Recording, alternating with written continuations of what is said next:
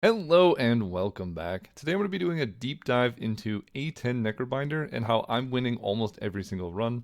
I'm currently on a 5-win streak post-patch, so since they made Aeon Glass harder and the Dorito Elite punished Dirtily decks, I've won 5 in a row. So I figured now would be a pretty good time to post what I've been doing to succeed with the character. Hopefully it will help you along the way as well. General tips or overview of the Necrobinder. I think this character has one of the best endgames out of any character. Maybe the defect is kind of comparable. So, in my opinion, most or all of the difficulty is about surviving Act 1 and early Act 2, usually up until like the treasure chest of Act 2 is where it's hard with the Necrobinder. And then if you get past that point, usually you're scaling enough to be able to just completely dominate the end game. And I think a 95% A10 win rate is very possible on this character. Honestly, after playing the game, I think it's possible on basically every character. They are doing a lot of balancing and things are changing, but most characters feel good. Necrobinder is no exception. If you're looking for some example gameplays of seeing these in action, I'm posting runs all the time, so here's a couple examples. Most of these are on my channel, some are scheduled to post in like a couple days, so go check those out if you want to see more concrete examples instead of this theory crafting of what cards you should be taking and stuff like that. So, in this video, we're going to talk about what changes at A10 and what mindset shifts you have to do to tackle the hardest difficulties of this game. And then from there, we can talk about what cards you need to look for that help you solve the unique problems that you get at the highest difficulties in Slay the Spire. And then after we talk about all the cards, I'll briefly give you a checklist of what solves you would need to look for each run so you can have mentally, go down the list. Okay, I've got this figured out, got this figured out. And then lastly, how Necrobinder loses. Spoilers, it's mostly in Act 1 and 2. So on Ascension 10, basically the biggest change is you're looking for your deck to always be increasing or staying the same strength throughout a run. You can't really have a dip in strength. So on lower Ascensions, it's pretty common to take something and say, oh, this will be good later. And if it's not giving you an immediate payoff, it's going to sit in your deck kind of like a curse. And curses make you take more damage, so your strength actually goes down with certain cards. On higher Ascension, you can basically never have that happen. That doesn't mean you can't take these cards though, it just means you need to draft them in the right order. So instead of taking Haunt first, if you take Severance to solve your damage plan, then you take Grave Warden to solve your block plan, Capture Spirit to solve your card draw, then you have all this soul in your deck, you can take a Haunt, and it's not going to be a hurt on your deck because you already have souls in there, so you take Haunt and now you're just immediately doing damage with it. And I think this mindset shift is the most important thing when it comes to tackling A10, that every single card you put in your deck needs to make your deck stronger. If you can't convince yourself that it's making your deck stronger, probably don't take it. The cool thing about this character, most of the cards on her set actually are really good at making you stronger. So there's very few cards that aren't good to take once you know how to use them. So this video is going to be all about how can you use cards to draft a deck and play a deck that is always increasing in strength. And once you get that figured out, it should be much easier. And kind of along those lines, I think the Necrobinder, the key thing of this character is just all about surviving Act 1 and 2. Her late game is absurdly strong, and just making sure you don't die to some random, some elites just kind of counter this character. So preparing for every different type of elite fight is really important. And taking cards that keep you alive now, solving the immediate problems, right? If you have an elite fight coming up and you have a card that will be really good scaling for Act 2, you can't take it now. You have to solve the elite fight first. And then maybe you can find the scaling later on. Because this character has really good scaling. So I'm going to break down a bunch of different tier lists. And these are set up so that they take into consideration the fact that these cards give you immediate strength right now, but they also help you transition into archetypes in the future. So like these S tier cards, Negative Pulse, it's great block. 7 Doom to all enemies is kind of like damaging enemies. So this solves multi-enemy combats. This makes your block game stronger, it makes your damage game stronger, but then it lets you transition into stuff like Doom, Rend Flesh, all these other really fun archetypes. Reap, kind of similar. It's just one of the best damage commons on any character, because the Retain lets you save it for when you have the right opportunity to do damage, but then it transitions into like lethality or other things. Defy is just the best block card ever. It's just so good. And it does have some archetypes. It's ethereal. It can do some things too. So these are like the premium commons that let you transition into builds later. All of these cards also very serviceable in A tier. I'm never mad to take really any of them. I think Invoke, this is kind of roughly in order, but not exactly. Basically, Invoke is the lowest of the A tier ones. And then these cards, I'm never really happy to take. Blight Strike's probably the best out of the low tier commons. But the rest, if you can take anything else, probably take them. But this as your opening pack is probably as bad as it gets. And then you just take the Blight Strike. It still does about effectively 16 damage, but the problem with Blight Strike is it's just not very good into Act 2, whereas all of these still scale quite well into the late game. These cards are just generically good. They're solving problems now, but they don't really transition into any archetypes. But on like floor 1 through 8, you're just taking So if you see it, because you need a way to solve multi-enemy combats. It might look innocuous, it might look like it doesn't do much, but if you take a So now, it makes a lot of Act 1 fights easier and a lot of Act 2 fights easier, like the cockroaches, Decamillipede. Like, this card is very useful in many different fights that matter. It's not good in Act 3, but that doesn't matter because you just need to survive the early combats. Same with these, like, Bodyguard is just a good card. Second copy of it is not bad. Drain Power is probably the best damage per energy card. Just flat 10 damage, get 2 upgrades is fine. These cards generally aren't taking unless you have something that cares about applying Doom, or if you just need block, Pellagro's not terrible. There's just usually better options on the character. And so if you're drafting these cards from these lists, you can then easily transition into other archetypes like Defy, Defile, and Fear. They're all ethereal. And so if you start taking them, just by having them in your deck, they make things like Page Storm, Banshee's Cry, or Spirit of Ash better. And so you get these cards, you take them, they solve early game problems. If you have like 2 Defies and a Defile, suddenly you can put these cards in your deck and get another strength boost. And then you're building some ethereal cards into your deck and you're getting stronger. Similarly, if you start taking these damage cards, then Lethality and Reaper Form become more viable options. If you take the soul cards like Grave Warden and Reeve, then like Haunt, Soulstorm, and Devour Life start becoming possibilities. And there's so many archetypes on this character, right? You can go Soul, you can go Doom. These all apply debuffs, so you can go into like Sleight of Flesh or Shroud, No Escape, Debilitate. One thing I want to get across when I say like go into this archetype, it doesn't mean that that's all you're doing, right? Like if you have some Soul cards and you have a Haunt, you're not locked into a Soul deck. When I say go into the archetype, I just mean you're doing Soul things, but these aren't exclusive. So you can have these cards in your deck and have these cards in your deck. You can even have Lethality in the same deck. You can put all of these together and mix and match archetypes, and that's totally fine in the character. But I just want to get that across. You're not like locked into just, I'm a big damage deck. You can be a big damage deck that also generates souls, that also makes Doom. It's totally fine to mix and match. Now that we got that across, let's keep going. You can also take like Poke and Snap, and then by having Asti attacks in your deck, that opens up things like Rattle, Squeeze, Calcify, or Flatten. But these are also just totally fine cards early, like Snap. The Retain is so good. It's so much better than it looks. Like, just take the card, try it. Being able to retain block cards for key turns, or Snap is really good because you can use it to save. Like, there's a lot of A-B combos on this character where you're trying to set up like Wisp plus Berry, or like Rattle, for example, likes a bunch of Asti attacks in one turn. So you give Retain to Rattle, and now you can save it for when you have a bunch of Asti attacks in your hand. It's just really good at setting up these cool, finicky combos. And Poke on this character way overperforms. She has so much card draw that this ends up being just kind of free damage a lot more often than you'd expect. And if you get Calcify upgraded, Poke's hitting 0 energy for 12 damage. That's a lot of damage. So of all of the cards, the commons on the character, I would say these are really the only 2 that fall off by Act 2. So if you can avoid them, I would, but sometimes you just need them to survive. So I'm not saying never take them. In fact, Blight Strike on floor 1 can be really good because this is the most effective damage out of any card on the character.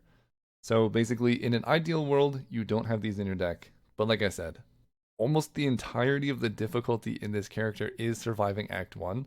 So if this is a card that will help you get through Act 1, just take it. You'll survive it. It will be fine, I promise. This card is essentially the opposite. It's a very good card on the character, but it's really weak in Act 1, and it only starts getting good if your deck is bigger, which happens in the end of Act 2 or Act 3. So it's a card that I like, but it doesn't really do anything in Act 1, so I would avoid taking it early and only pick it up later if you're playing a big deck specifically. The uncommons are where things get really fun for this character. There's so many good cards on the Necrobinder.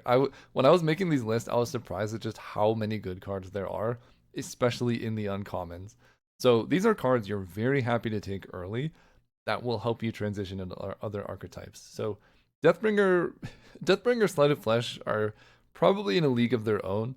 Slay the Flesh technically is an archetype card, and I probably should put more emphasis on if you're about to go into like 3 difficult combats back to back and you don't have any statuses, I wouldn't take this card. But otherwise, this card is strong enough where if you take it, there's enough statuses on the character where this will pay off for you. So this is the only payoff I basically would suggest taking at any time because you're gonna find something to do with it. Except for specifically in the case where you're like right about to fight a boss or right about to fight 2 elites. I would be wary of this one just a little bit. The rest you can take at any time, basically. So anyway, that out of the way. Capture Spirit is basically just draw 3 cards later. The enemy loses 3 HP is almost a downside because you can't really take this if Lagavulin Matriarch is the boss, because you can't play it against the sleeping Matriarch because it will wake it up. I don't know. That's basically done, but this is basically just draw 3 cards later. So it's kind of like Parse, but better because you can defer when you're drawing them. Puts you into the Souls archetype a bit. It's just a really good card. Lethality, you just take it and it makes like your strikes hit for more damage. And then if you start getting big attacks, you can kind of move into a big attack build. But, if you don't ever find big attacks, this card is just totally fine. It effectively adds 50%. Like if you have Veil Piercer, lethality adds 5 damage. And over the course of the fight, this will pay for itself in no time. Fetch is great.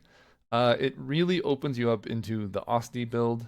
It's an Osti attack that draws a card, so the opportunity cost of putting it in your deck is very low, and the upside is extremely high. So I pretty much take every fetch I can get. The only exception might be if you're like heavy into a lethality build, because having to play fetch to then draw into the cards you're trying to play can kind of mess up your lethality build. So that's the only time I would basically consider not taking this. Otherwise, it's just quite good. And then Deathbringer is just busted. Take it. It solves your multi-enemy combats. It applies Doom. It applies Weak. It's very good. These cards are just a tier below. They're all really just good card draw. Severance and Dirge give you an absurd amount of souls, and then Parse gives you straight up card draw. I think Parse is the single strongest card draw card on the character because it's ethereal, which means you can draw it off Page Storm, and it just gives you immediately 3 cards right now. And the cool thing is it has ethereal, so if it's a matchup where you don't need card draw, like you can just let it exhaust and it won't stick in your deck. But generally it's quite good. And then Veil Piercer, there are a lot of cool things you can do with it. If you get Domain, that's a 3-cost ethereal card, this gets much higher in valuation. But in general, this card's generally quite fine. It's not bad. I think all of these tiers are kind of contextual, and Veil Piercer being the worst of the very good cards means it's still totally fine, but I would take these over Veil Piercer if you have the option. And again, like I said, there's so many good cards on this character. These are just generically good uncommons. They're not really part of any like archetypes or builds. They just play them and they work. Enfeebling Touch, there are so many multi-hit attacks in this game that solves them. Friendship is like the loose strength is almost never like a significant drawback, and just getting extra energy is so good. I basically would say if you take Friendship, try not to take a bunch of cards like Veil Piercer, because then the drawback becomes more significant. But you could take Osti attacks, it doesn't affect Osti, apply Doom, statuses, whatever. It's just very good. Putrefy, Debilitate, they both just basically say the enemy does no damage and takes more damage. I don't know if there's a limit in how many of these I would pick up, but the first one is fantastic. And then Bone Shards, It is a drawback, right? You have to kill Asti to get a benefit, and sometimes Asti has a lot of health, but in situations where Asti has a lot of health, you're winning anyway, so the drawback of bone shards isn't that big of a deal. But this card is so good at solving fights that otherwise can be a nightmare for the character. So I would pretty much always take this, especially in Act 1. Even if you're making a big Asti, because if you have big Asti, you're winning anyway, and we're just trying to make sure we don't lose fights. Both of these cards love an upgrade. Dredge gets Retain, which just means whatever turn you need, you can have this around and just get back the cards that you need. You can get back energy. It's really good at setting up like Asti attacks. You can get like poke, poke, rattle, and that just sets up rattle. You can get defend if you need defend. You can get attacks if you need attacks. Dredge is very good. Delay upgrades to give you like 14 block and 2 energy or something. It's just really good. It's like, it's kind of, if you think about it, it's like 0 energy block for 14 because you're spending 2 energy to get 2 next turn. But it's even better than that because you can get like 6 energy in 1 turn, which enables Berry or some of the other more expensive cards. So I like Delay a lot if you have an upgrade for it. Death's Door is just a tick below all of these S tier cards because it does require a little bit of Doom. But the failsafe, you know, this blocks for 6 on its own, isn't that much of an opportunity cost to put it in your deck. And then if you happen to have some things that apply Doom, it just gets way better. So I wouldn't worry about needing to enable this card. You'll probably get there because you're almost always going to end up taking like a Deathbringer or Negative Pulse. And then this is just very good. Worth mentioning, Borrowed Time was reworked. So I only have card images for like the base game right now. So this one right now, the one in the current patch costs 1 energy, gives you 4 energy and cards cost 1 more. It basically just says you can play like another card this turn or another 2 cards, which is, it's fine. I would put it at B plus because this character just likes energy. You can Borrowed Time out like a Reap or something like that, and it's quite good. And then these cards, they're all totally fine. They don't solve unique problems, and there's other cards that basically do what these do, but better. But in runs where you don't see those cards, like you could take High Five to apply Vulnerable, Putrefied does it better. You could take Melancholy to block, Death's Door does it better.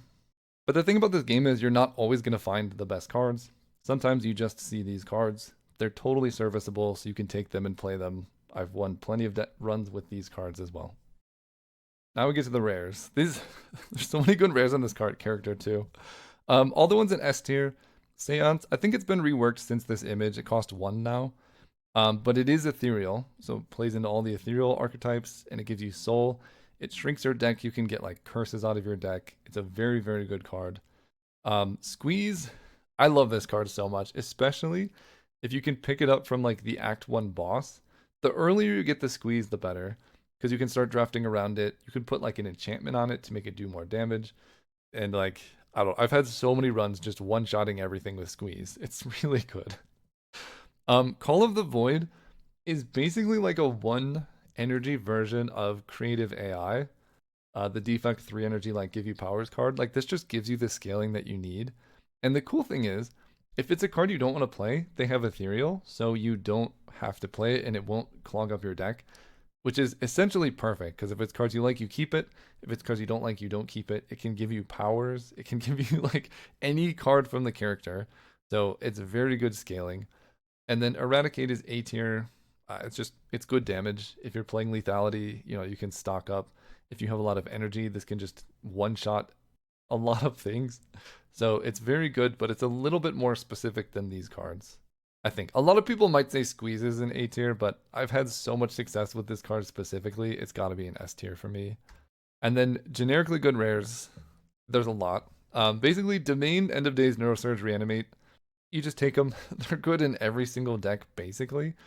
The downside of Domain, I guess, is that it is kind of a 3 energy do nothing card the first turn you play it. But it, like the scaling it offers is so good that it's just worth taking. The Scythe is S tier if you can get it early, usually from like a shop or early card rewards. I think I would be really hesitant to take this any later than the Act 1 boss because the scaling gets much slower.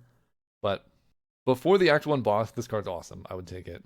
These cards are all great.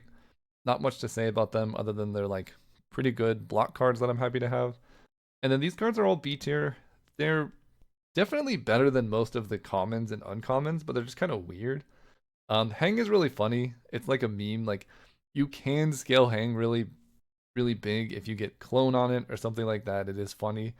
But in terms of trying to win A10, there are much better damage scaling options than Hang. But it is still B tier. Like you can win a run if you have like a small deck and Hang and the ability to replay it a bunch of times. You can totally do that, and it's great. Misery is much better in multiplayer than it is in single player, mostly because almost all of the bosses right now are single enemies, and the bosses are the fights that matter. Um, but it's really good being able to like stack debuffs on other enemies. And in regular combats, it's great. If you don't have like a multi enemy combat solve, this one can help quite a bit. And Sacrifice, kind of a good get out of jail free card. If you have a lot of max HP and Osti, you can keep this for a time when they're attacking for a lot and cash that in for value. But it's not like a must have card. Like all of these cards are cards you can just take at any time and be pretty happy about it. These have more specific situations for them to be good. So, with that, this is a list of basically all of the cards that I'm pretty happy to pick, regardless of card order, on the Necrobinder. And almost all of them solve immediate problems in a way that also transitions nicely into builds. Like there's cards, these are cards that I'm happy to have in my deck on floor 1, and cards I'm happy to end the run in my deck with. So if you want to pause and look through these, that's great. These are payoffs. So in contrast to the early pickable cards, the payoff cards are cards that I would not take early, but I'm looking to take once I've gotten cards that enable them. So the S tier cards, Page Storm, my opinion, is just the best card draw card ever made, because you spend 1 energy, and this just continues drawing cards for the whole run as long as you have ethereal cards in your deck. So if you even have like 3 ethereal cards in your deck and you play Page Storm, and one of them is the Ascender's Bane, by the way, this can draw 3 cards. The longer the fight goes, the more cards this draws. It's very good. If you have 3 additional ethereal cards or more, I would just take it. And it, especially if your deck is really big, it just pays for itself so quickly. Banshee's Cry is like the best AoE solve. If you have ethereal cards, you can make it work. It's been reworked since it was first launched. I think it's like 9 energy now. So you need to play like 3 to 4 ethereal cards before this becomes viable. But that's definitely doable because Defy is an ethereal card. It's the best block card ever made. So yeah, this card's great. Danse Macabre. There's a lot of expensive cards. There's a lot of really good 2-cost cards specifically, so this can become essentially a complete block solve for you. Haunt, great damage off of souls. It turns something that's kind of annoying and tedious into instant damage on enemies. No Escape. This is a card you can take on its own because a single No Escape can be a damage plan if your deck is small or able to loop it.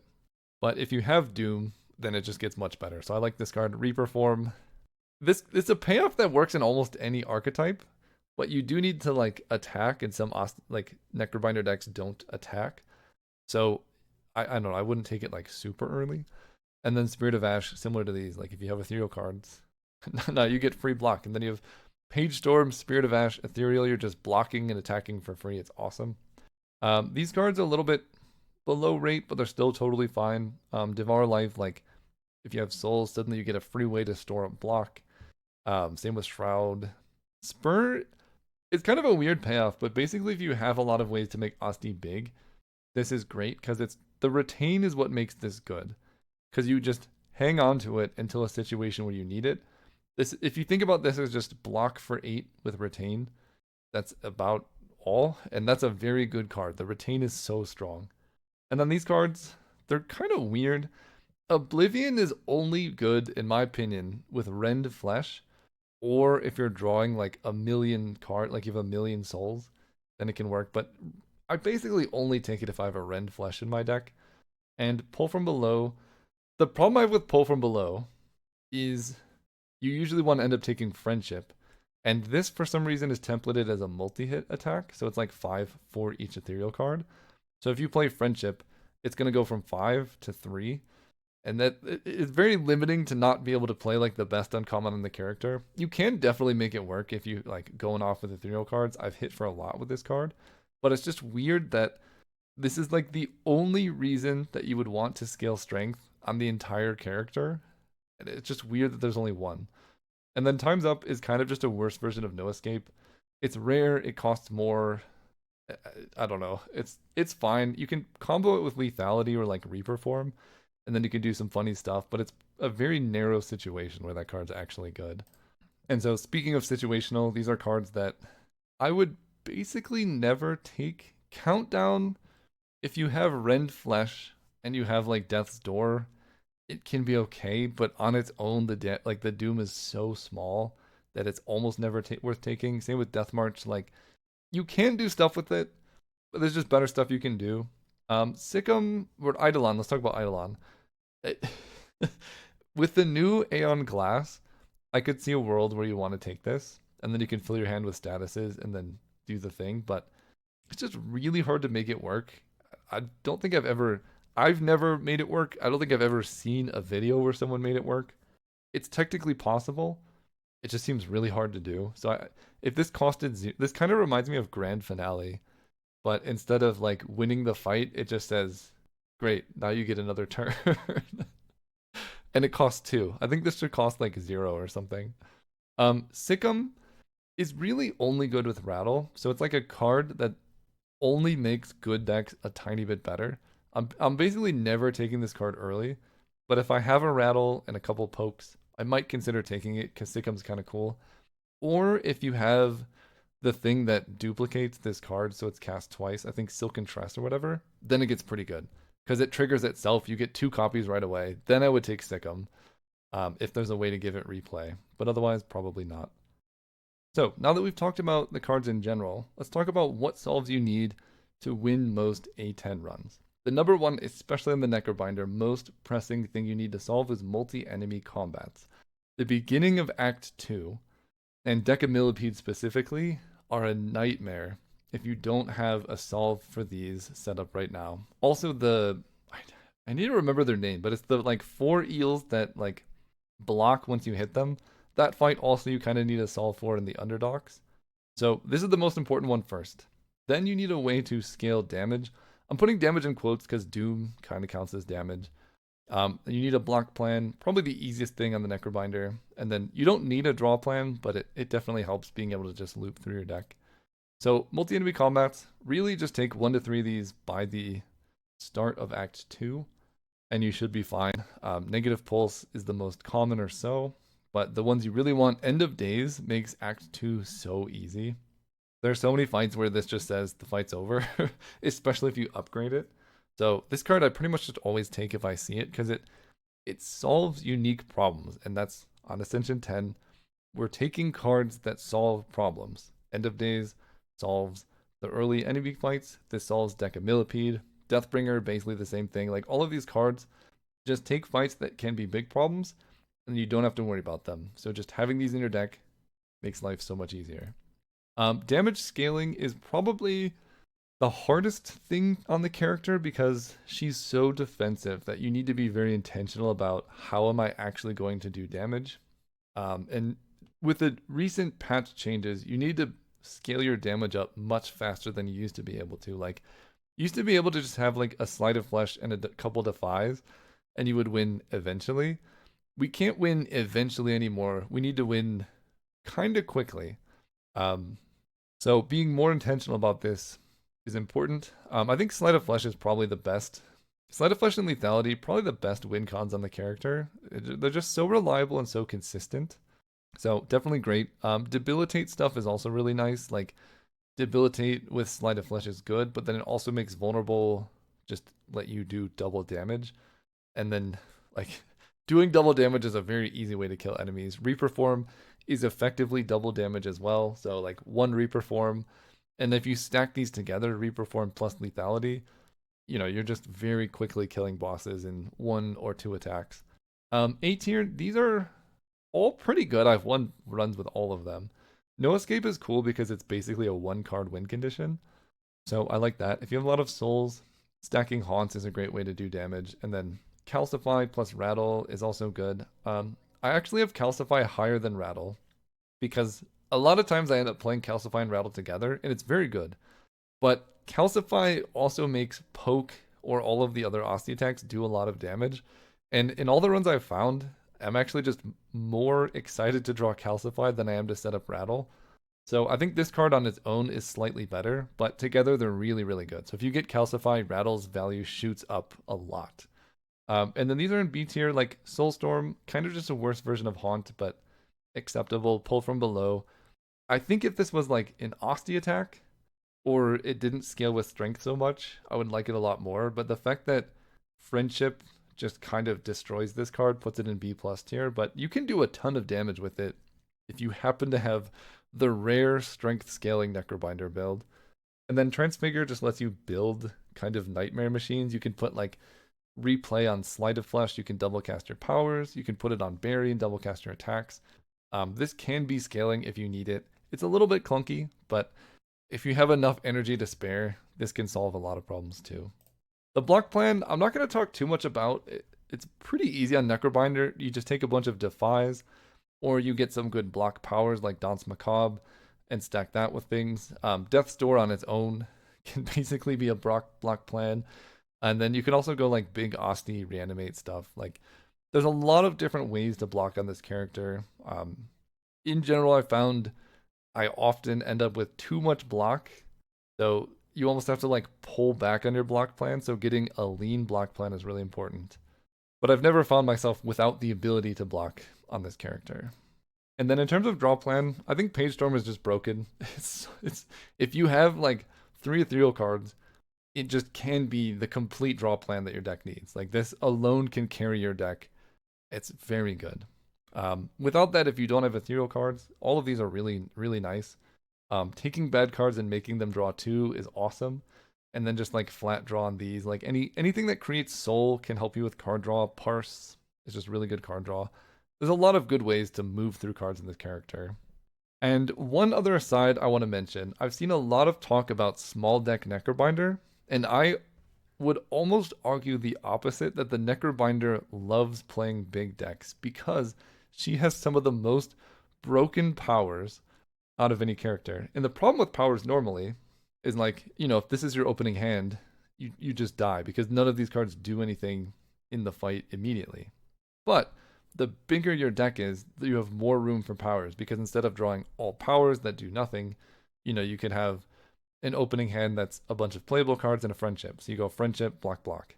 And then the next turn you draw another like domain and a block because now you have extra energy. You go domain, block.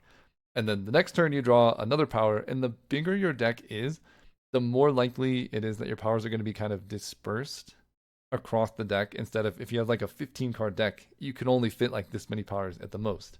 If you have a 50 card deck, you could fit like 6 friendships in there. And then suddenly you have like 8 energy. I have multiple runs with like 70 card decks that just go so well because you have so many powers. So anyway, all that to say, don't be afraid of playing a big deck on this character. I think she prefers it. Most of my good successes were with playing fairly big decks, and she has 2 of like the best get cards back from your discard pile cards. I think Dredge is better, and upgraded Dredge is absurd. But the bigger your deck is, the more options you have, and the more opportunity there is to play these before you reshuffle. I think both of these are very good, but like Grave Blast, if you need block, you can get block. If you have like one good big attack, you can get that back and play it again. Both of these cards are good, but they just get better the bigger your deck is. And then also, Necrobinder has Asti, which allows you to store block for future turns. So you can summon a bunch on one turn when you have the summon. Because one downside of big decks is like draw order variance. You can end up with no blocks on one turn. But this kind of solves that because you can just have a big Asti, and then if you don't happen to draw blocks on one key turn, Asti takes the hit for you, and it's not that big of a deal. So all that together, don't be afraid of playing big decks on this character. I think it's a pretty good strategy. And lastly, how Necrobinder loses. In general, I think this character is pretty hard to play, so misplays can pop up. Like you could play the same deck as someone else and just completely miss sequence combats and struggle with that. Like, not storing block on Asti, things like that. So the first one, I think this character just requires some practice or watching people play to get a sense of how you should be attacking combats. Once you kind of get a sense of the flow of the character, then I think just poor Act 1 scaling tends to be the biggest issue. Like if you're not scaling fast enough, you're not taking some elites, then you're not going to be strong enough for Act 2, and then Act 3 is you're going to be like struggling through Act 3. And then in the current patch, I think having a damage plan that is too slow is a big liability because Aeon Glass will just kill you if you do that. And then being too aggressive in pathing, like basically, if you're going to take elites, just think of every elite that you could fight and ask, can I beat that elite? Like, what is my plan to beat that elite? Just as a very specific example, if you have Page Storm, the B guy is basically no problem because dazed are ethereal. So taking Page Storm solves the elite fight. And then if you have, where is it, like End of Days or any of these, Decabilimpede is much easier. So going through specifically elite by elite will help you a lot getting through combats. So in summary, this character, number one priority, survive Act 1, and the first like 4 combats of Act 2 are also quite challenging.